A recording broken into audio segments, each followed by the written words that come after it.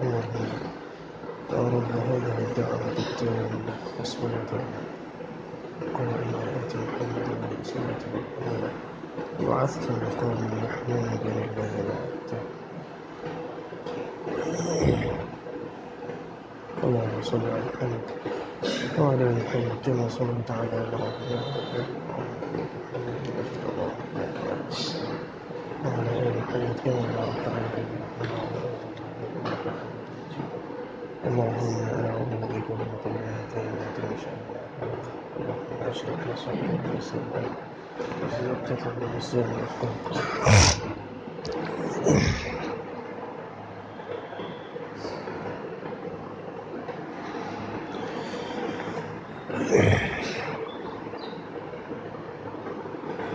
الحمد لله نحمده ونستعينه ونستغفره ونؤمن به ونتوكل عليه ونعوذ بالله من شرور أنفسنا ومن سيئات أعمالنا. من يهده الله فلا مضل له ومن يضلل فلا هادي له، ونشهد أن لا إله إلا الله وحده لا شريك له، ونشهد أن محمدًا عبده ورسوله. أما بعد فإن خير الحديث كتاب الله، وخير الهدي هدي محمد صلى الله عليه وسلم، وشر الأمور محدثتها، وكل محدثة بدعة، وكل بدعة ضلالة، وكل ضلالة في النار. فقد قال الله تعالى في الكلام المجيد والفرقان الحميد بعد أعوذ بالله من الشيطان الرجيم. بسم الله الرحمن الرحيم. يا أيها الذين آمنوا اتقوا الله اتقوا الله حق تقاته ولا تموتن إلا وأنتم مسلمون.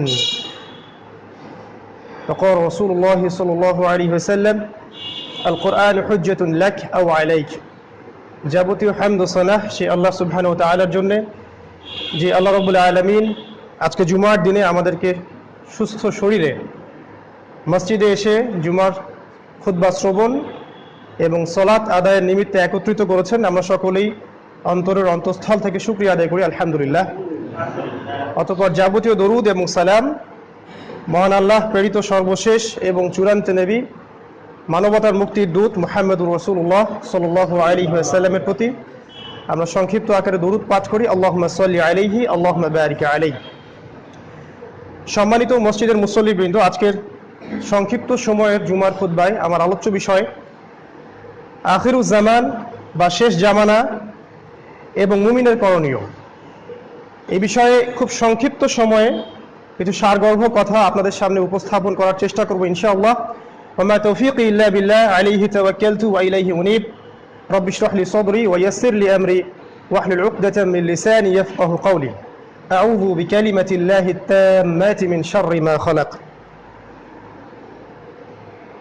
আসলে ব্যাপারটা এতই ব্যাপক যে একটা জুমার খুতবায় আখিরুজ জামান সম্পর্কে আলোচনা করে শেষ করা কখনোই সম্ভব নয়। এবং এর সাথে মুমিনের কি করণীয় এটা যখন জুড়ে দিচ্ছি, তখন আমার হিসাব মতে কমপক্ষে 1 মাস এই বিষয়ে বক্তব্য রাখার প্রয়োজন আছে, কমপক্ষে 4টা জুমা। তারপরেও আমি খুব সংক্ষিপ্তভাবে শেষ জামানায় আমরা যে আছি এর প্রমাণ কি, এর আলামতগুলো কি এবং এই জামানায় আমাদের করণীয় কি, এই বিষয়ে খুব সংক্ষিপ্ত একটা আলোচনা আপনাদের সাথে আমি শেয়ার করব ইনশাআল্লাহ। প্রথমেই বলে রাখছি যে আল্লাহ রাব্বুল আলামিন এবং তার রাসূল মুহাম্মদ সাল্লাল্লাহু আলাইহি ওয়াসাল্লামের মাধ্যমে আমরা যা জেনেছি, কোরআন এবং হাদিসে যা আছে, এর মাঝে কিছু বিষয় আছে সরাসরি আর কিছু বিষয় আছে রূপক। অর্থাৎ কোরআন এবং হাদিসে এমন যে আয়াতগুলো, যে হাদিসগুলো আমরা পাঠ করি প্রতিদিন, এগুলো মূলত দুভাগে বিভক্ত। আয়াতুম মুতাশাবিহাত, যেগুলো স্পষ্ট, যেগুলোর ব্যাখ্যা আমরা স্পষ্টভাবে করতে পারি, আর কিছু আছে যেগুলো অস্পষ্ট, রূপক অর্থে, যেগুলোর ব্যাখ্যা সরাসরি কোরআন এবং হাদিসে আসেনি। এটা ব্যাখ্যার বা ফিকহি আলোচনার দরজাটা খোলা আছে। মূলত এখানেই উম্মার মতভেদের কারণটা শুরু হয়। এক একজনের ব্যাখ্যা এক এক রকম হয়, একই বিষয়ে একাধিক আলেমের ব্যাখ্যা এক এক রকম হয়, তখন দেখা যায় বিভিন্ন মাযহাব, বিভিন্ন দল ও ফেরকা তৈরি হয়। তো আমরা প্রথমত সরাসরি কনসেপ্টে আলোচনা করব ইনশাআল্লাহ। রূপক বিষয়গুলো আমরা খুব কমই জোর দিচ্ছি। এটা আগে বলে রাখলাম এ কারণে যে আল্লাহ রাব্বুল আলামিন সর্বপ্রথম যে কাজটা করেছেন সেটা হলো তিনি কলম সৃষ্টি করেছেন। আল্লাহ সুবহানাহু ওয়া তাআলা কলম সৃষ্টি করেছেন। তখন কিছুই ছিল না, না এই মহাবিশ্ব, না আমরা যেখানে আছি সেই পৃথিবী। এই কলম সৃষ্টি করে আল্লাহ রাব্বুল আলামিন সর্বপ্রথম কলমকে বলেছিলেন যে উক্তুব, তুমি লেখা শুরু করো। আর কলম বলেছিল মাযা আক্তুব, আমি কি লিখব। আল্লাহ রাব্বুল আলামিন বলেছিলেন কিয়ামত পর্যন্ত যা কিছু হবে সবকিছু লাউহে মাহফুজের মধ্যে লিখে ফেলো। এই কলম কিন্তু এখন পর্যন্ত আল্লাহ রাব্বুল আলামিনের হুকুমগুলো লিখছে। যার একটা দলিল আমি দিচ্ছি। মেরাজের রাতে যখন রাসূলুল্লাহ সাল্লাল্লাহু আলাইহি ওয়াসাল্লাম আল্লাহ রাব্বুল আলামিনের সাথে সাক্ষাৎ করেন, তার সামনে আল্লাহ রাব্বুল আলামিন কথোপকথন করেন, যখন রাসূল সাল্লাল্লাহু আলাইহি ওয়াসাল্লাম সিদরাতুল মুনতাহা পার হয়েছিলেন, তখন তিনি বলেছেন এরপরে আমি এমন একটা জায়গা অতিক্রম করছিলাম যেখানে লাউহে মাহফুজের কলমের লিখার খসখস শব্দ আমি শুনতে পাচ্ছিলাম। কলম সেই মুহূর্তেও আল্লাহ রাব্বুল আলামিনের হুকুম লিখায় ব্যস্ত ছিল। এখান থেকে বোঝা যাচ্ছে যে কিয়ামত পর্যন্ত যা হবে তা এখন পর্যন্ত কন্টিনিউয়াসলি লেখা হচ্ছে। এখান থেকে আরেকটা দলিল বের করা যায়, সেটা হলো এই যে সৃষ্টির শুরু থেকেই শেষ দিনটা পর্যন্ত কিন্তু সময়টা নির্ধারিত। ইবলিসকে যখন তাড়িয়ে দেওয়া হয়, ইবলিস বলেছিল যে আমাকে কিয়ামত পর্যন্ত অবকাশ দিন। আপনারা একটু খেয়াল করলে বুঝতে পারবেন তখন কিন্তু আদম আলাইহিস সালাম পৃথিবীতে নাই, তারা কিন্তু জান্নাতে। কিন্তু ইবলিস বলছে যে আনজিরনি ইলা ইয়াউমি ইউবআসুন, হে আল্লাহ আমাকে সেই দিন পর্যন্ত অবকাশ দিন যেদিন সমস্ত কিছুকে আবার পুনরুত্থিত করা হবে। তার মানে রিজারেকশন বা পুনরুত্থানের ব্যাপারটা আগে থেকেই লেখা আছে। এবং সৃষ্টির শুরু থেকেই মালায়েকা, অন্যান্য যারা মাখলুক আছেন আসমান এবং জমিনের মাঝখানে, তারা সবাই এই ব্যাপারটা জানে যে কিয়ামত বলতে কিছু একটা হবে। এটা আমরাই সবচেয়ে শেষে জেনেছি, মানব জাতি সবচেয়ে শেষে জানতে পেরেছে কিয়ামত বলে কিছু একটা আছে। যেমনটা আল্লাহ রাব্বুল আলামিন সূরা দাহরের 1 নম্বর আয়াতে বলেছেন, হাল আতা আলাল ইনসান হিনুম মিনাদ দাহর লাম ইয়াকুন শাইআম মাযকুরা। মানুষের উপরে এমন একটা সময় চলে গেছে যখন মানুষ আলোচ্য কোনো বিষয় ছিল না। মানে সময়ের এই ফ্রেমের মধ্যে আমরা সবচেয়ে শেষে এসে পড়েছি। এর আগে যত প্রাণ চলে গেছে বা মহাবিশ্বে আছে তারা আগে থেকেই জানে কিয়ামত বলে কিছু একটা আছে। মানুষই সবচেয়ে শেষে এটা জানতে পেরেছে। এজন্যই কিয়ামতের আলামত, শেষ জামানা, এগুলো আমাদের জন্য খুবই গুরুত্বপূর্ণ একটা টপিক। যে টপিকটা নিয়ে এখন বেশিরভাগ সময়ে মসজিদগুলোতে আলোচনা হয় না। আমরা যে বিষয়গুলো নিয়ে মসজিদে আলোচনায় ব্যস্ত থাকি এগুলোর সামনে এই টপিকটা অনেক বড়। উম্মার কল্যাণের স্বার্থে, বৃহত্তর স্বার্থে ক্ষুদ্রতর স্বার্থ বিসর্জন দেওয়াটাই বুদ্ধিমানের পরিচয়। এজন্য যে বিষয়গুলো নিয়ে আমরা মতবিরোধে লিপ্ত থাকি মসজিদে, এগুলো এখন গৌণতার পর্যায়ে রাখা উচিত। আখিরুজ জামান এবং এই জামানায় মুমিনদের যে কি করণীয়, এটা হচ্ছে সবচেয়ে ইম্পর্টেন্ট টপিক এই বর্তমান বিশ্বের প্রেক্ষাপটে। এখন আমি কিভাবে বোঝাবো আপনাকে যে আমরা এমন একটা সময় বসে আছি যে কোনো সময় কিয়ামতের বড় বড় আলামতগুলো শুরু হয়ে যেতে পারে। আমি কয়েকটা হাদিসের আলোকে আপনাকে কিছু আলামত বলছি।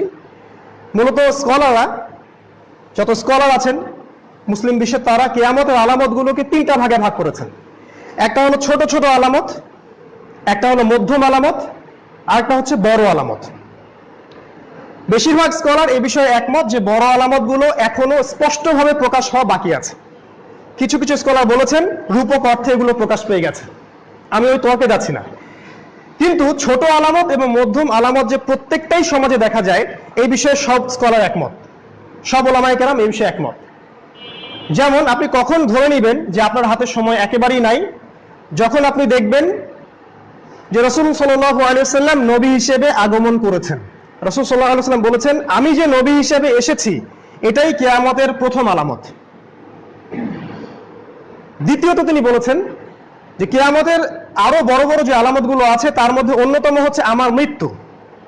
অর্থাৎ রাসূল সাল্লাল্লাহু আলাইহি ওয়াসাল্লাম যে মারা গেছেন এটা কিয়ামতের আরেকটা বড় আলামত। এই আলামতগুলো কিন্তু আজকে থেকে 1430 বা 40 বছর আগে বলা হয়েছে। আজকে আমরা প্রায় 1430-40 বছর পরে এগুলো নিয়ে কথা বলছি। তাহলে আপনার বিচক্ষণতা আপনাকে বুঝিয়ে দেবে যে এটা কত দেরিতে আমি বলছি এবং এটা আসলেই কতটা ক্লোজ। রাসূল সাল্লাল্লাহু আলাইহি ওয়াসাল্লাম বলেছেন, যখন সমাজের মধ্যে সুদের প্রকোপ, ব্যাপক প্রকোপ হবে, তখন তুমি কিয়ামতের জন্য অপেক্ষা করো। সরকারি ব্যাংক, ইসলামিক ব্যাংক, যে কোনো কনসেপ্টেই যান, সামন আর পিছন দুই দরজা দিয়ে সুদ খাওয়া হয়। সত্য কথাটা কাউকে না কাউকে বলতে হবে, এজন্য বলছি, না হলে ইলমের প্রতি আল্লাহ আমাকে যে জ্ঞানটা দিয়েছেন এর উপরে আমি জাস্টিস করলাম না। মত প্রকাশের স্বাধীনতা সবার আছে, এটাই হচ্ছে ডেমোক্রেসি। অতএব সত্য কথাটা কাউকে না কাউকে বলতে হবে। যখন সমাজে সুদের ব্যাপক প্রকোপ আপনি দেখবেন, আপনি অপেক্ষা করতে থাকেন কিয়ামতের জন্য। প্রতিটা ঘর, প্রতিটা শহর, প্রতিটা গ্রাম, প্রতিটা জেলা, এমন কোন মুসলিম ব্যক্তি আমরা প্রত্যক্ষ পরোক্ষভাবে সুদ খাই না এমন খুঁজে পাওয়া যাবে না। আমি নিজেও সুদ খাই, আপনি নিজেও সুদ খান, অথবা দেন, অথবা সুদের সাথে সম্পৃক্ত সুদ লিখছেন, অথবা সাক্ষী থাকছেন। চারটার যে কোনো একটাতে আপনি জড়িত আছেন। আর রাসূল সাল্লাল্লাহু আলাইহি ওয়াসাল্লাম তার পবিত্র মুখ দিয়ে বলেছেন, এই 4 শ্রেণীর মানুষের উপরে লানাত, অভিশাপ। 4 শ্রেণীর মানুষের উপরে লানাত, অভিশাপ। আমি মুহাম্মদ সাল্লাল্লাহু আলাইহি ওয়াসাল্লাম 4 শ্রেণীর মানুষকে অভিশাপ দিয়ে গেলাম, অভিশাপ দিয়ে গেলাম। এক শ্রেণী হচ্ছে যে সরাসরি সুদ খায়, দ্বিতীয় শ্রেণী হচ্ছে যে সুদ গ্রহণ করে, খায় না কিন্তু দেয়, তৃতীয় শ্রেণী হচ্ছে যারা সুদের জন্য সাক্ষী থাকে, চতুর্থ শ্রেণী হচ্ছে যারা সুদের এই ডাটাগুলো লিখে রাখে।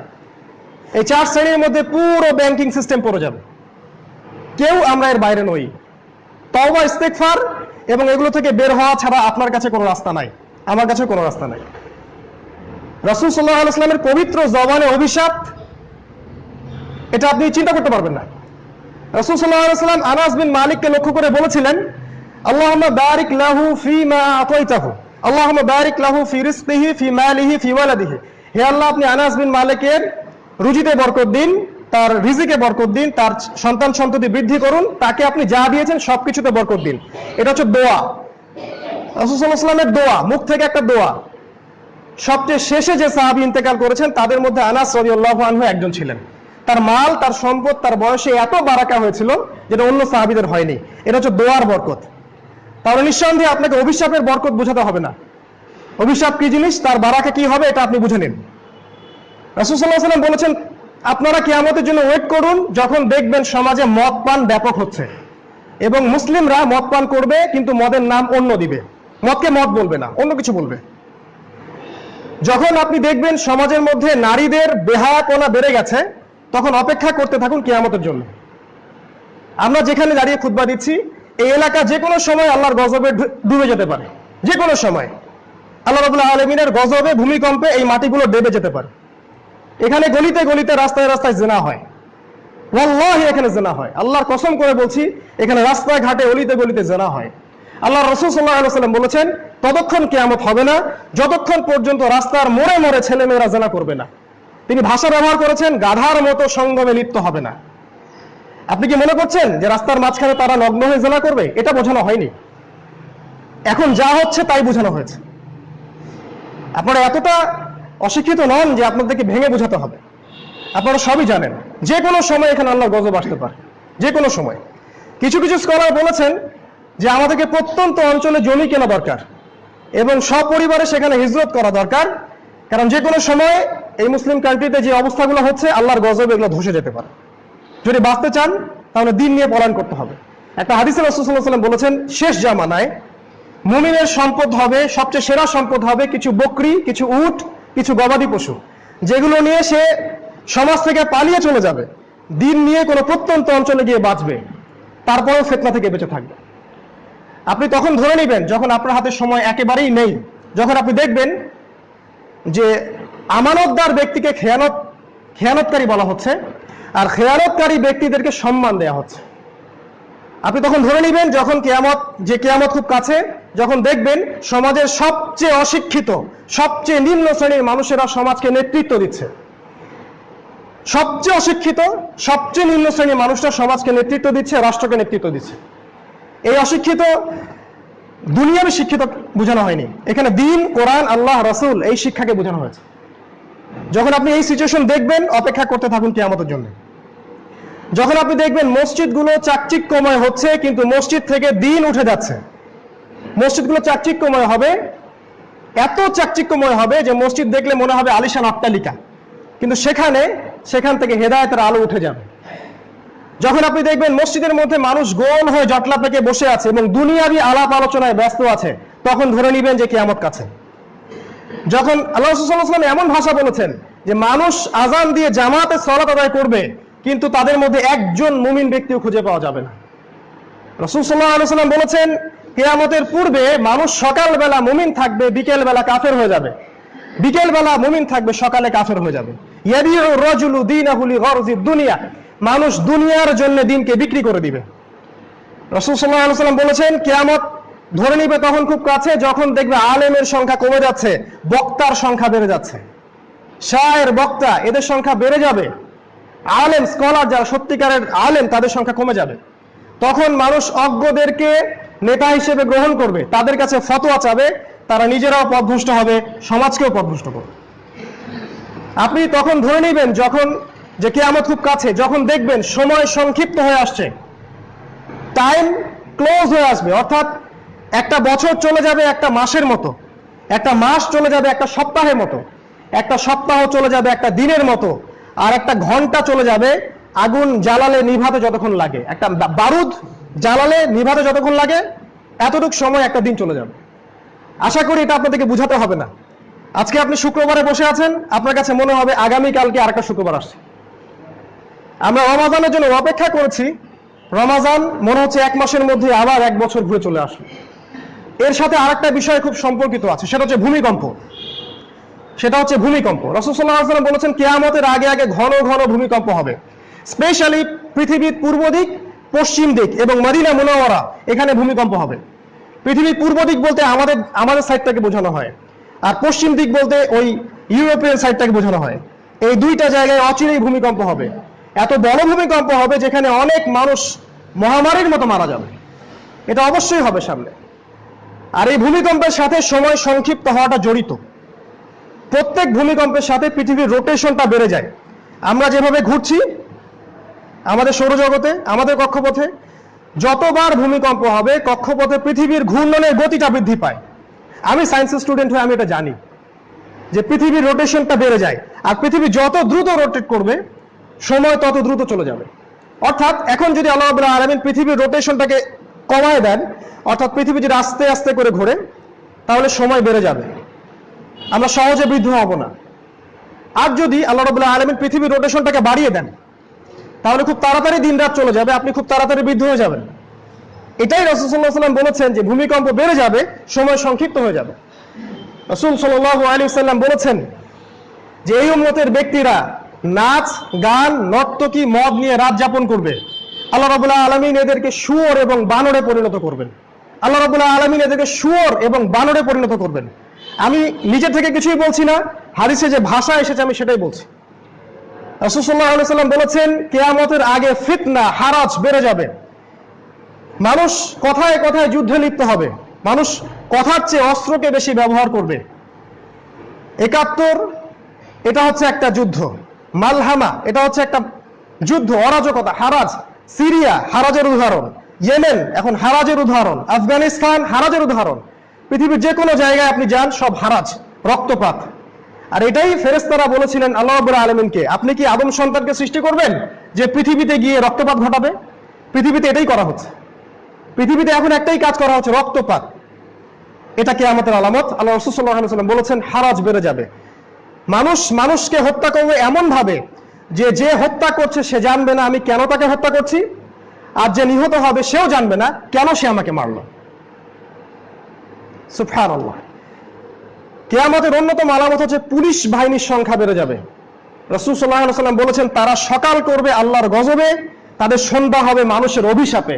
সুবহানাল্লাহ। তারা সকাল করবে আল্লাহর গজবে, তাদের সন্ধ্যা হবে মানুষের অভিশাপে, তাদের সন্ধ্যা হবে মানুষের অভিশাপে। কেউ তাদেরকে ভালো বলে না, প্রশাসকের সংখ্যা বাড়তে থাকবে। এই হাদিসগুলো আপনাদেরকে কে বলবে? আল্লাহু আ'লাম। আপনাদেরকে হাদিসগুলো কে অনুবাদ করে শোনাবে? আল্লাহ রাসূল সাল্লাল্লাহু আলাইহি ওয়াসাল্লাম বলেছেন, শেষ জামানায় এমন সব শাসক গোষ্ঠী আসবে, তোমরা কখনো তাদের পুলিশ বাহিনীতে যোগ দিও না, তোমরা কখনো তাদের সরকারি কর্মকর্তা হয়েও না, তোমরা কখনো তাদের ট্যাক্স আদায়কারী হয়েও না, তাদের প্রশাসক হয়েও না। আল্লাহ রাসূল নিষেধ করেছেন।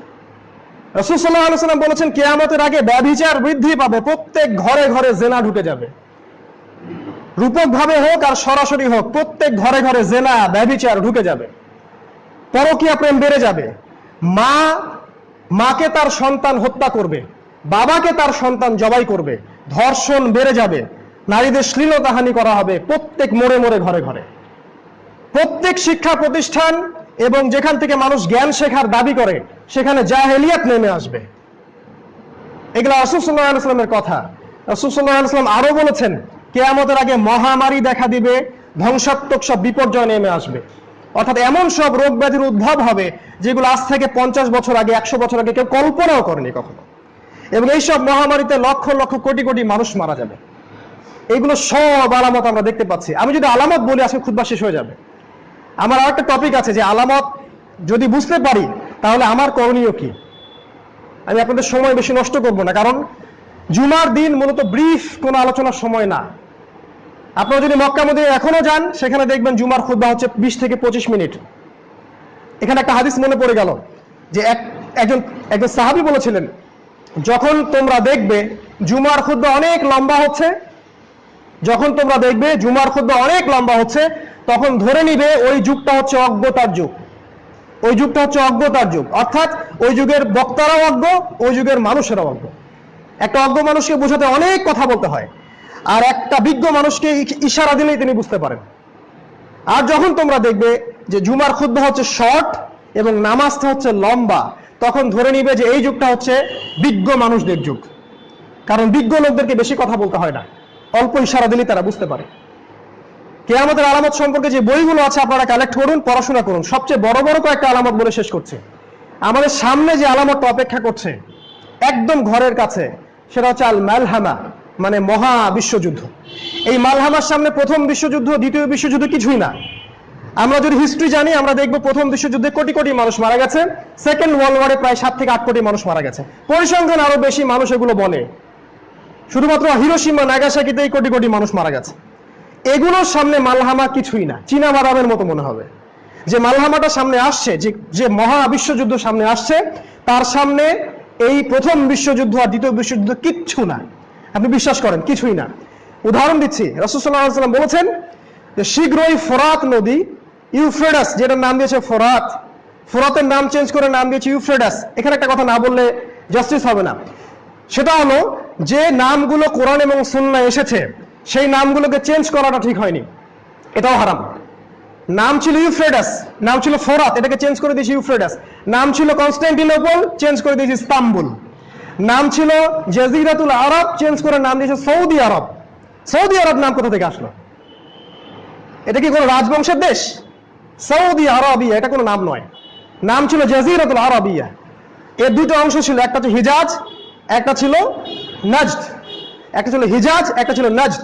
নাজদ আর হিজাজ এখন উঠে গেছে, এখন আপনারা রিয়াদ বলেন। কিন্তু জানেন এগুলো কেন লুকানো হয়েছে? কারণ এগুলো সম্পর্কে রাসূল সাল্লাল্লাহু আলাইহি ওয়াসাল্লামের ভবিষ্যৎবাণী ছিল। আমি কয়েকটা বলছি। রাসূল সাল্লাল্লাহু আলাইহি ওয়াসাল্লাম বলেছেন কিয়ামতের পূর্বে মুমিনদের একটা দল কনস্টান্টিনোপল বিজয় করবে। কনস্টান্টিনোপল নামটা যেন আমরা ভুলে যাই, এই জন্য নাম দিয়েছে ইস্তাম্বুল, এটা তুর্কিরা দিয়েছে। রাসূল সাল্লাল্লাহু আলাইহি ওয়াসাল্লাম একবার দোয়া করছিলেন, ইয়া আল্লাহ শামের জন্য বরকত দিন, ইয়েমেনের জন্য বরকত দিন। তখন নাজদের মানুষরা বলেছিলেন, ইয়া রাসূলুল্লাহ আমাদের নাজদের জন্য দোয়া করুন। নাজদ মানে হচ্ছে আপনার এই যে রিয়াদ কন্টিনেন্টটা, সৌদি আরবের দক্ষিণ সাইডটা। তখন রাসূল সাল্লাল্লাহু আলাইহি ওয়াসাল্লাম বলেছিলেন নাজদের জন্য দোয়া। নাজদ থেকে তো ফিতনা বের হবে, নাজদের জন্য ধ্বংস, নাজদ থেকে তো শয়তানের শিং বের হবে। এখন এই হাদিসগুলো আমরা গোপন করেছি, নাজদ নামটা উঠিয়ে দিয়েছি। এভাবেই পরিভাষাগুলো চেঞ্জ করা হয়েছে। ঠিক একইভাবে এই যে ফোরাত, এটাকে চেঞ্জ করা হয়েছে, এই নামটা চেঞ্জ করে ইউফ্রেটাস নাম দেওয়া হয়েছে। রাসূল সাল্লাল্লাহু আলাইহি ওয়াসাল্লাম বলেছেন ফোরাত শীঘ্রই তার ভূগর্ভস্থ সোনার খনি বের করে দিবে। এটা রূপক অর্থেও হতে পারে। সোনার খনির জন্য আমরা অনেকে ওয়েট করছি যে সোনার একটা পাহাড় বের হবে, তারপরে যুদ্ধ হবে। এটা নাও হতে পারে। সোনা দিয়ে হয়তো বা রাসূল সাল্লাল্লাহু আলাইহি ওয়াসাল্লাম এমন কোন পদার্থ বুঝিয়েছেন যেটা সোনার চেয়েও বেশি দামি, আর আমরা এখন সেটা জানি, সেটা হচ্ছে তেল। আর এই তেলকে কেন্দ্র করেই ইন্দো আমেরিকান যে শক্তি, তারা ইরাকে হামলা চালিয়েছে। সত্য কথা কাউকে না কাউকে বলতে হবে। তাদের উদ্দেশ্য একটাই, মুসলিমদের সম্পদ আত্মসাৎ করা, মুসলিম নারীদেরকে ধর্ষণ করা, মুসলিমদেরকে কতল করা। এবং এই বিষয়ে তারা সবাই ঐক্যবদ্ধ, শুধু আমরাই মুসলিমরা বিভক্ত। তো শীঘ্রই ফোরাত থেকে এই তেলের খনি বা এই সোনার খনিগুলো বের হবে, এবং এগুলো অ্যাচিভ করার জন্য, গ্র্যাব করার জন্য এই ফোর্সগুলো যুদ্ধে লিপ্ত হবে। যুদ্ধের বর্ণনা রাসূল সাল্লাল্লাহু আলাইহি ওয়াসাল্লাম দিয়েছেন যে এই যুদ্ধে 100 জনের মধ্যে 99টা মানুষ মারা যাবে, অর্থাৎ শতকরা 99% মানুষ এই যুদ্ধগুলোতে মারা যাবে।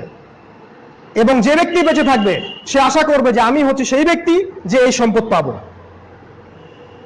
এবং এই জন্য রাসূল সাল্লাল্লাহু আলাইহি ওয়াসাল্লাম বলেছেন, মুসলিমরা, মুমিনরা যেন ওই সম্পদের দিকে হাতও না বাড়ায়, তারা যেন এটা ভুলে যায়। এই যে মালহামা বা তৃতীয় বিশ্বযুদ্ধ বলে যেটা আমি বলছি, যেটা আসছে, সেটার উদ্দেশ্যই হচ্ছে মুসলিমদের প্রপার্টি। এখানে মূলত কয়েকটা দেশ একত্রিত হবে। রাসূল সাল্লাল্লাহু আলাইহি ওয়াসাল্লাম বলেছেন যে মুসলিমদের সাথে শীঘ্রই ইউরোপিয়ানরা চুক্তি ভঙ্গ করবে। এখন তারা যুদ্ধবিরতি চুক্তিতে আছে, শীঘ্রই তারা চুক্তি ভঙ্গ করবে, এবং তারা 80টা পতাকা নিয়ে মুসলিমদের সাথে যুদ্ধ করবে। 80টা পতাকা। রাসূল সাল্লাল্লাহু আলাইহি ওয়াসাল্লাম পতাকাগুলোর চেহারা পর্যন্ত দেখেছিলেন, নামও বলে গেছেন, কিন্তু সেগুলো বললে আমাদের গর্দান থাকবে না। রাসূল সাল্লাল্লাহু আলাইহি ওয়াসাল্লাম একদিন সকাল থেকে সন্ধ্যা পর্যন্ত আলোচনা করেছেন, লেকচার দিয়েছেন, ফজরের পর থেকে নিয়ে মাগরিব পর্যন্ত। তিনি বলে গেছেন কিয়ামতের আগের দিন পর্যন্ত কি হবে, কিন্তু কোন সাহাবী সেই পুরো হাদিসটা একবারে বর্ণনা করেননি। অনেকে ভুলে গেছেন, অনেকে ইচ্ছা করেই করেননি। কারণ আবু হুরায়রা রাদিয়াল্লাহু আনহু বলেছিলেন যে আমি যদি ওই হাদিসের কিছু অংশ বিশেষ বলতে যাই, আমাকে কতল করে ফেলা হবে। সবকিছু তিনি বলে গেছেন, কি হবে না হবে আল্লাহর হুকুমে।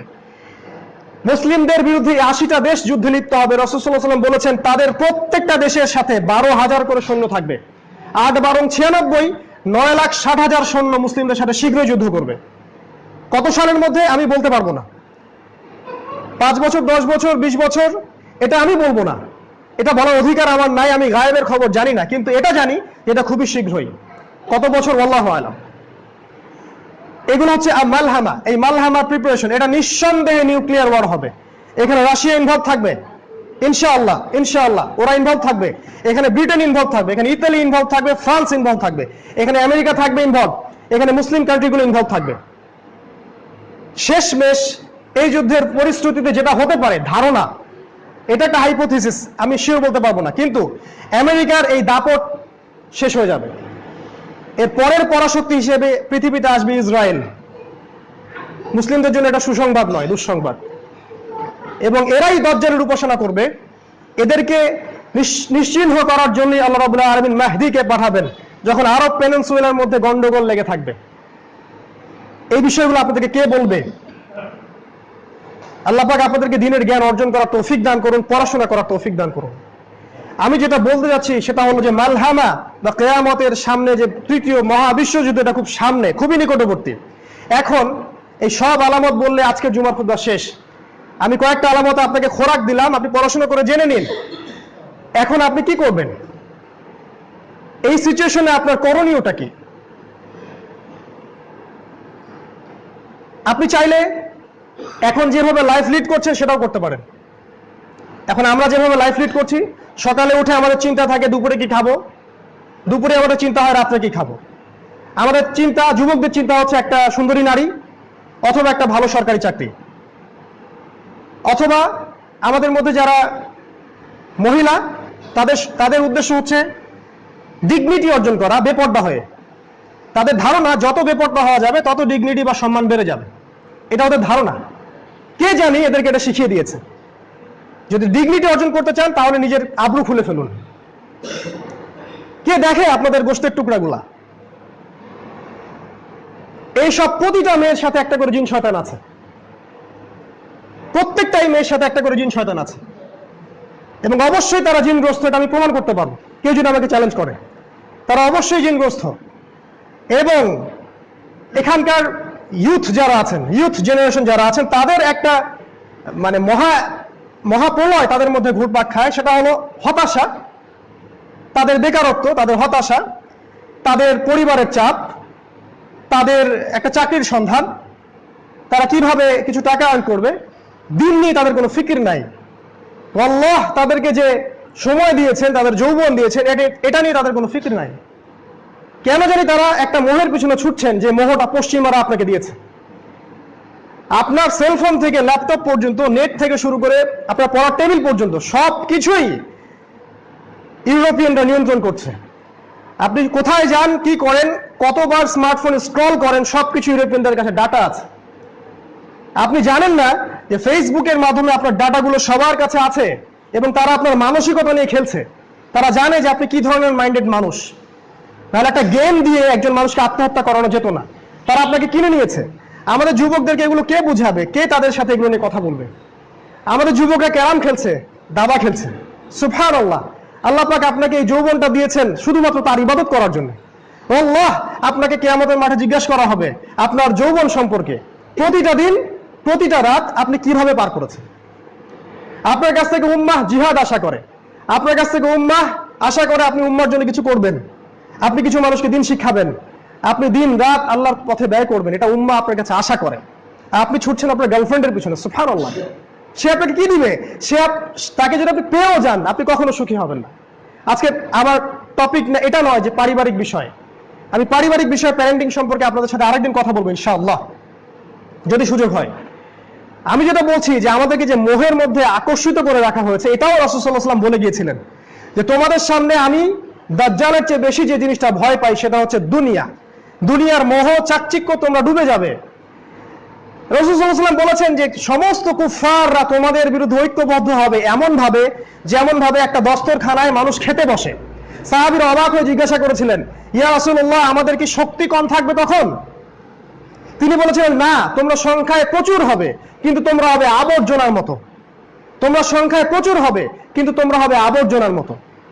তোমাদের অন্তরে আল্লাহ রাব্বুল আলামিন ওয়াহান ঢেলে দিবেন। সাহাবীরা জিজ্ঞেস করেছিলেন, ওয়াহান কি? রাসূল সাল্লাল্লাহু আলাইহি ওয়াসাল্লাম বলেছিলেন, ওয়াহান হচ্ছে দুনিয়ার মোহ আর মৃত্যুর ভয়। তোমরা আল্লাহর পথে জীবন দিতে চাইবে না।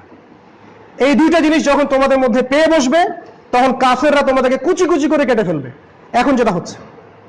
এবং এটা কাটতেই থাকবে যতক্ষণ না আল মাহদি, ইমাম আল মাহদি বের হন, ততক্ষণ পর্যন্ত আপনারা মার খেতেই থাকবেন। যদি এখন চান যে এখান থেকে বের হওয়ার কি পথ, আমি কয়েকটা পয়েন্ট আপনাদের সাথে বলতে পারি। আল্লাহ রাব্বুল আলামিন আমাদেরকে কিয়ামতের এই আলামতগুলো সম্পর্কে সচেতন হওয়ার তৌফিক দান করুন, আমাদের জীবনের উদ্দেশ্য ফিক্স করার তৌফিক দান করুন, আমাদেরকে সেইভাবে প্রস্তুতি নেওয়ার তৌফিক দান করুন। আল্লাহুম্মা আমিন।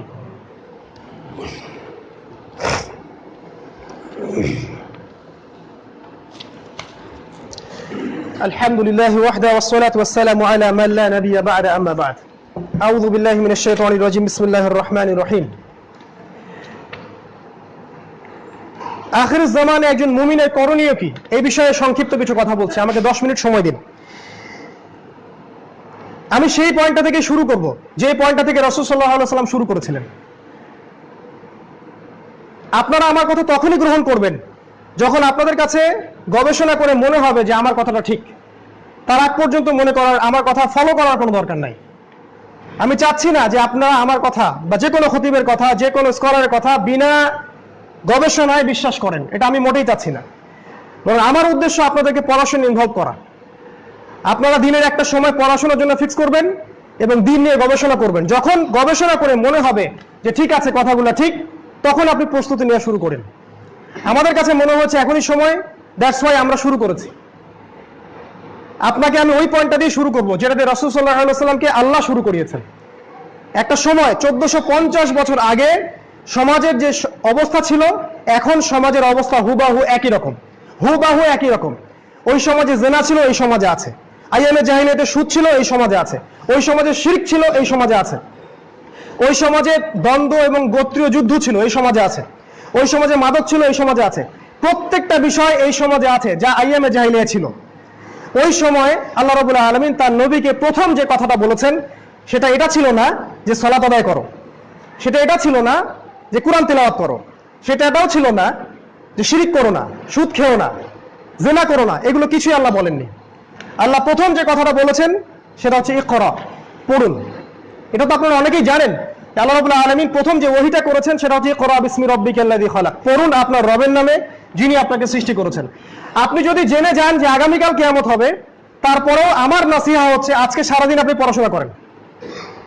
আর আল্লাহর কাছে তওবা ইস্তেগফার করেন।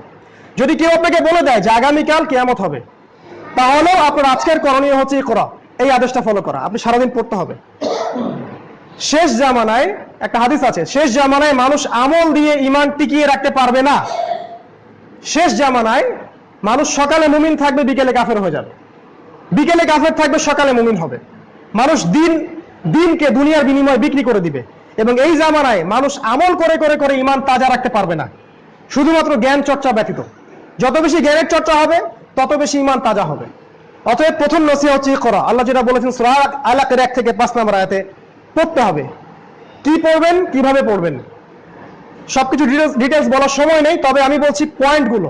আপনাকে পড়তে হবে আল কোরআন, আল কোরআনের অর্থ, আল কোরআনের তিলাওয়াত, আল কোরআনের ভাষা, আল কোরআনের ব্যাখ্যা। আপনাকে আরবি ভাষা শিখতে হবে, সময় লাগুক 1-2 বছর। বিসিএস ক্যাডার হওয়ার জন্য আপনারা অনেকেই পড়াশোনা করছেন। আপনি যতটা পরিশ্রম বিসিএস ক্যাডার হওয়ার জন্য করছেন, তার চেয়ে বেশি পরিশ্রম আপনাকে ইসলামিক স্কলার হওয়ার জন্য করতে হবে। তখনই আপনি আল্লাহর হক আদায় করেছেন। নচেত আপনি স্রেফ একজন দুনিয়া পূজারী ছাড়া আর কিছুই নন। আপনি ওই চাকরি চাচ্ছেন শুধু দুনিয়ার জন্য, আর কিছু না, জাস্ট ফর একটা জব, আর কিছু না। যতটা পরিশ্রম আপনি বিসিএস ক্যাডার হওয়ার জন্য করছেন, তার চেয়ে বেশি পরিশ্রম আপনাকে করতে হবে দিন শেখার জন্য। কারণ দিন শেখাটা হচ্ছে প্রথম ফরজ। আমাদের প্রথম ফরজ নামাজ নয়, নো। আমাদের প্রথম ফরজ রমজান মাসে রোজা রাখা না। 10 বছর বয়স হলে নামাজ পড়তে হয়, এটারও আগে ওহী করা হয়েছে, আপনি পড়েন আপনার রবের নামে, যিনি আপনাকে সৃষ্টি করেছেন। আগে পড়তে হবে। আর এখান থেকে মুসলিম উম্মাহ সবচেয়ে দূরে সরে গেছে বলেই আজকে আমাদের এই অবস্থা হয়েছে। আপনাকে পড়তে হবে কোরআন, আপনাকে পড়তে হবে হাদিস, আপনাকে পড়তে হবে রাসূল সাল্লাল্লাহু আলাইহি ওয়াসাল্লামের জীবনী A to Z। কোন দিন রাসূল কি করেছেন সেটা আপনাকে জানতে হবে। যদি জিজ্ঞাসা করা হয় বাংলাদেশ ক্রিকেট টিমে এবার বিশ্বকাপে কারা কারা চান্স পেয়েছে, আপনি গড়গড় করে বলে দিতে পারবেন। যদি আমি জিজ্ঞাসা করি রাসূল সাল্লাল্লাহু আলাইহি ওয়াসাল্লামের তৃতীয় স্ত্রীর নাম কি, বলতে পারবেন না আপনি। আমি চ্যালেঞ্জ করলাম, বলতে পারবেন না আপনি।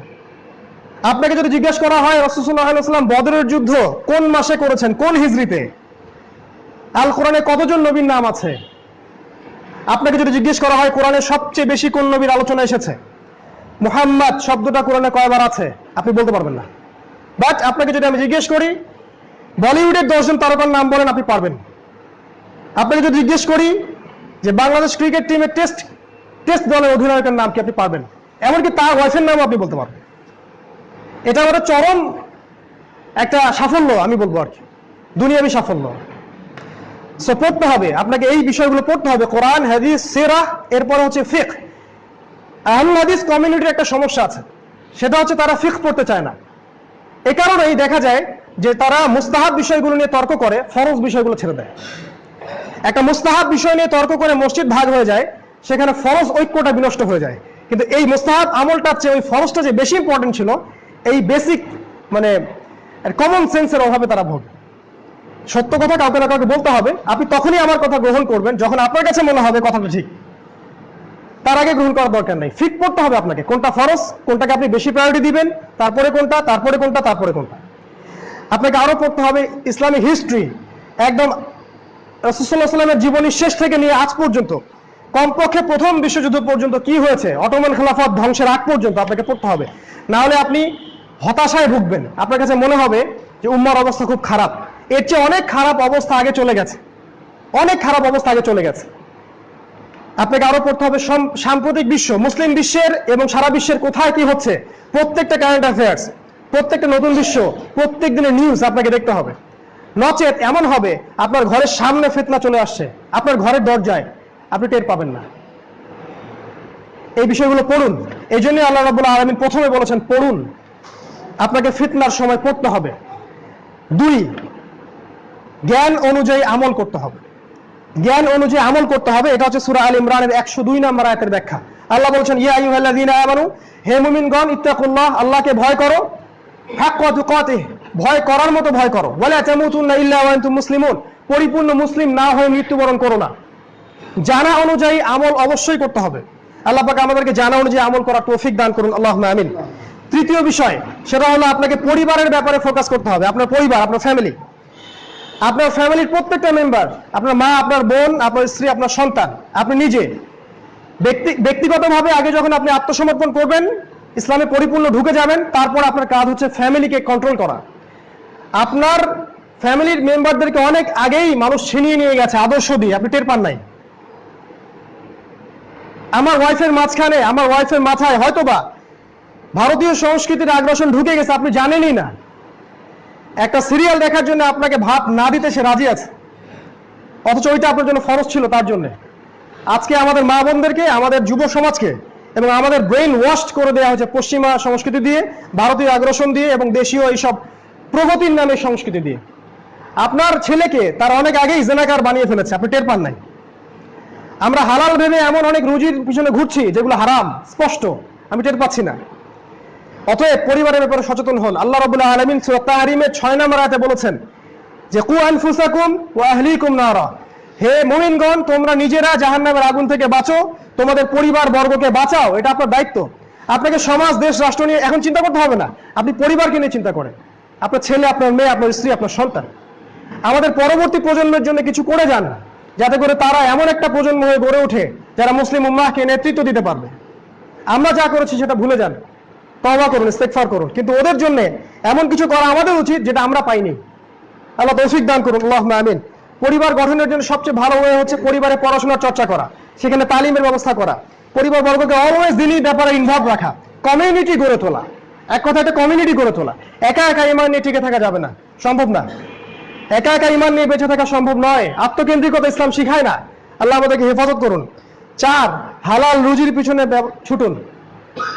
আমি বলবো, আপনি যদি সবচেয়ে বড় একটা জব পান, এমন একটা জব যেখানে আপনার salary 2 lakh 3 lakh per month, কিন্তু সেটা হারাম, আর আপনার কাছে একটা অপশন থাকে যে অপশনের মধ্যে আপনি দিনে হয়তো 200 টাকা আর্ন করবেন, মাসে আপনি আপনার চলার জন্য 5,000 বা 6,000 টাকা আর্ন করবেন, আমি বলবো আপনি 5,000 টাকা গ্রহণ করুন। আপনি প্ল্যান বিতে চলে যান, প্ল্যান এ ছেড়ে দেন। প্রত্যেক সেই মানুষ যারা কায়িক পরিশ্রম করে হালালভাবে উপার্জন করে খাচ্ছে, হোক সে মুদি দোকানদার, হোক সে অটো চালক, রিক্সা চালক, হোয়াটএভার, তারা আমার কাছে, ইসলামের কাছে, আল্লাহ এবং তার রাসূলের কাছে অনেক বেশি সম্মানিত সেই সব ব্যক্তির চেয়ে যারা সুদের সাথে জড়িত, যারা ঘুষের সাথে জড়িত, যারা হারাম ব্যবসার সাথে জড়িত। ওয়াল্লাহ, আল্লাহর কসম করে বলছি, আপনি যতই বড় চাকরি করেন, যত বড় ব্যবসায়ী করেন, যদি আপনার রুজির মধ্যে হারাম থাকে, আপনার ইবাদত আল্লাহর কাছে কবুল কখনো হবে না। ওয়াল্লাহি, আল্লাহর কসম করে বলছি। আল্লাহ রাব্বুল আলামিন বলেছেন, ইন্নাল্লাহা তাইয়্যিব লা ইকবালু ইল্লা তাইয়্যিব। আল্লাহ রাব্বুল আলামিন পবিত্র, তিনি পবিত্র জিনিস ছাড়া কিছুই কবুল করেন না। ওয়াজারু মা বাকিয়া মিনার রিবা, সুদের সবকিছু ছেড়ে দাও যদি তোমরা আল্লাহ ও তার রাসূলের প্রতি বিশ্বাস করেই থাকো, না হলে আল্লাহ এবং তার রাসূলের সাথে যুদ্ধের ঘোষণা শুনে রাখো। আল্লাহ বলেছেন সূরা বাকারা খুলে দেখুন, 276 নম্বর আয়াত, 277, 278 নম্বর আয়াত। 3টা পাপ আছে সুদের: মায়ের সাথে জেনা করা, আল্লাহ ও তার রাসূলের সাথে যুদ্ধ করা, 36টা মেয়েকে ধর্ষণ করলে যে পাপ হয়, 1 দিরহাম সুদ খেলে সে পাপ হয়। রুজির পিছনে ছুটুন যেটা হালাল। শশা বিক্রি করেন, অটো চালান, সবজির ব্যবসা করেন, হোয়াটএভার, কোনো সমস্যা নাই, কিন্তু হারাম রুজির পিছনে ছুটবেন না। আল্লাহ আপনার ওই রিজিকের মধ্যে বারাকা দিবেন যেটা ওইখানে দিবেন না। 4, 5, যৌবনকে মূল্যায়ন করেন।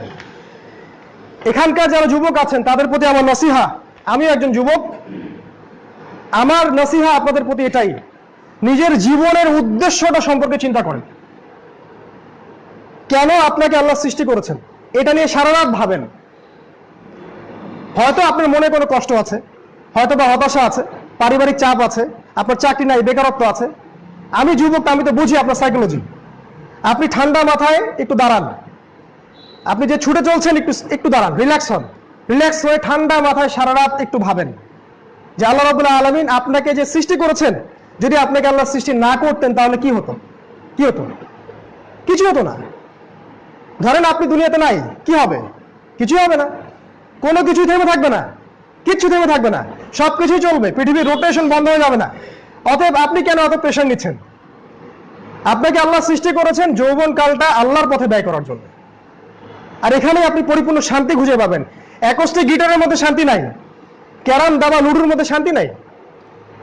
শান্তি, ইনার পিস, এটা প্রশান্তি, সাকিনা, সেটা কিন্তু এগুলোর মধ্যে নাই। এটা টেম্পোরারি, একটু ভালো লাগে, তারপরে আবার হতাশা, হয় না এরকম?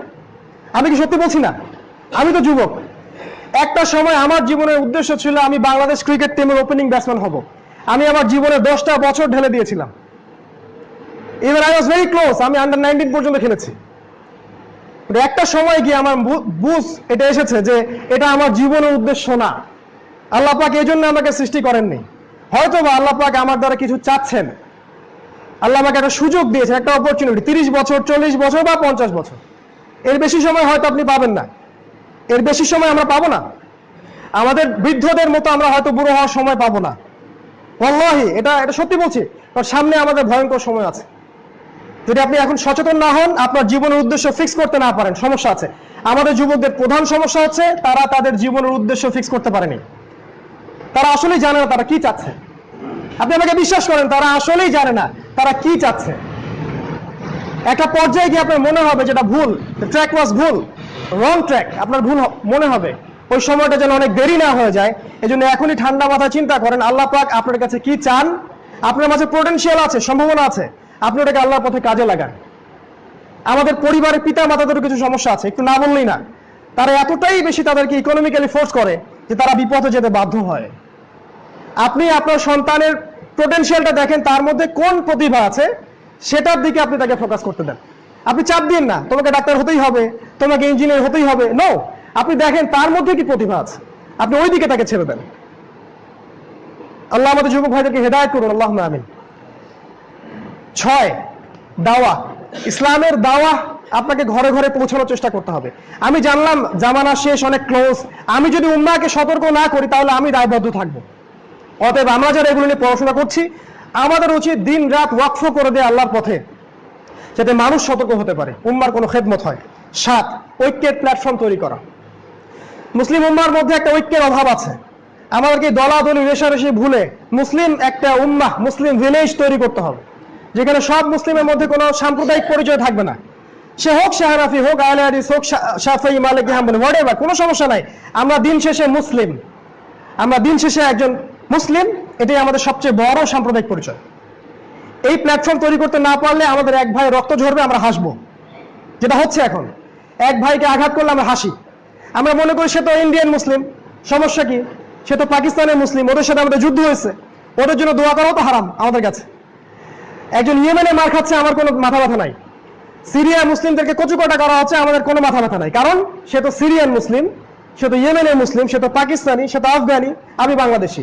এই জাহেলিয়াত, এই অজ্ঞতা আমাদের সমাজে প্রচলিত হয়ে গেছে, জাতীয়তাবাদের জাহেলিয়াত। এই দলাদলি ফেরকাবাজি ত্যাগ করেন, উম্মাহকে একটা জায়গায় নিয়ে আসার চেষ্টা করেন।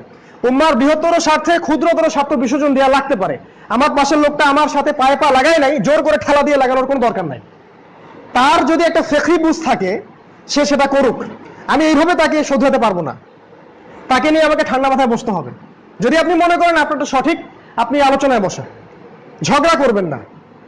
এখন তো সহি একটা আন্দোলন চলছে, সহি গীবত, সহি তহমত, সহি বলে আমরা সব করছি, সব সহি মিথ্যা, সহি মসজিদ ভাগ, সহি গীবত, সবই সহি এখন হালাল করে নিয়েছে আমরা। এগুলো ত্যাগ করতে হবে, মাথাটাকে প্রশস্ত করতে হবে, উম্মার ঐক্যের চেষ্টা করতে হবে।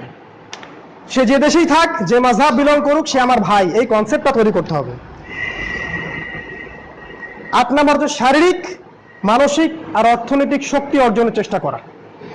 যুবকদেরকে বলছি ফিজিক্যালি স্ট্রং হওয়ার চেষ্টা করেন, মেন্টালি স্ট্রং হওয়ার চেষ্টা করেন, শক্ত মুমিন হওয়ার চেষ্টা করেন। নরম হতাশায় ডুবে যাবেন না, এরকম মানুষ তো আবর্জনার মতো। আপনারা অ্যাডলফ হিটলারের যদি জীবনীটা পড়েন, দেখবেন একসময় জার্মানিতে সে একটা কাজ করেছিল, দেশের সব যারা শারীরিকভাবে উইক, দুর্বল, বিকলাঙ্গ মানুষ, এদেরকে সে হত্যা করেছিল। তার কনসেপ্ট ছিল যে এরা দেশের কোনো উপকার করতে পারে না, এদেরকে হত্যা করে ফেলা যায়। এটা হারাম না জায়েজ, সে অন্যায় করেছে। কিন্তু সত্যি কথা বলতে কি জানেন, একটা মানসিকভাবে দুর্বল, শারীরিকভাবে দুর্বল যুব সমাজ দিয়ে কোনো উন্নতি সাধন হয় না আসলেই। আজকে যুবক, আমরা যারা যুবক, আমরা অনেক দুর্বল, আমাদের পিতামাতারা অনেক স্ট্রং, এখনো আমাদের ফুডের সমস্যা আছে, আমাদের জীবনযাত্রার প্রণালীতে সমস্যা আছে। আমরা যেভাবে লাইফ লিড করি, এগুলো আমাদেরকে অকাল মৃত্যুর দিকে নিয়ে যাচ্ছে। অতএব আপনি জিম করেন, আপনি কায়িক পরিশ্রম করেন, খেলাধুলা করেন, এগুলোতে চলে আসেন, আপনি সময়কে মূল্যায়ন করেন। শারীরিক, মানসিক, অর্থনৈতিক শক্তি অর্জন করেন। লাস্ট আরেকটা বিষয় বলে শেষ করছি, সেটা হচ্ছে যে এই পৃথিবীটা চূড়ান্ত সাফল্য আর ব্যর্থতার জায়গা নয়। আল্লাহর দ্বীনকে প্রতিষ্ঠার জন্য জান, মাল, অর্থ, সম্পদ সবকিছু দিয়ে আপনাকে প্রচেষ্টা চালাতে হবে। এটাই মূলত জিহাদ ফি সাবিলিল্লাহ, এটাই হচ্ছে জিহাদের ব্যাখ্যা। এই 10টা পয়েন্ট যদি আপনারা আখিরুজ জামান, শেষ জামানায় নিজেকে বাঁচাতে চান, তাহলে আপনাকে আজ থেকে এই পদ্ধতি অবলম্বন করা উচিত বলে আমার ভিশন, আমার মতামত। আপনি তখনই গ্রহণ করিয়েন যখন আপনার কাছে মনে হবে এটা ঠিক আছে। যদি আপনার কাছে মনে হয় এটা ঠিক নাই, গ্রহণ করার দরকার নাই। আমাদের সামনে সময় খুব সংক্ষিপ্ত, আমাদের প্রিপারেশন নেওয়ার এটাই শেষ সময়। অথবা আপনি যেভাবে জীবনযাপন করছেন সেটাও আপনি করতে পারেন, দুনিয়াকে উপভোগ করতে পারেন। আপনার জন্য পরকালে আল্লাহ রাব্বুল আলামিন কি করবেন সেটা আল্লাহ জানেন। আল্লাহ রাব্বুল আলামিন আমাদের সকলকে এই বিষয়গুলো বুঝে প্রস্তুতি নেওয়ার তৌফিক দান করুন, আল্লাহুম্মা আমিন। খুতবার 10 মিনিট সময় এক্সট্রা নেওয়ার জন্য আমি আন্তরিকভাবে দুঃখিত। তবে আমার কাছে মনে হয়েছে যে এই বিষয়গুলো একটা জুমার খুতবায় আনা সম্ভব হয় না।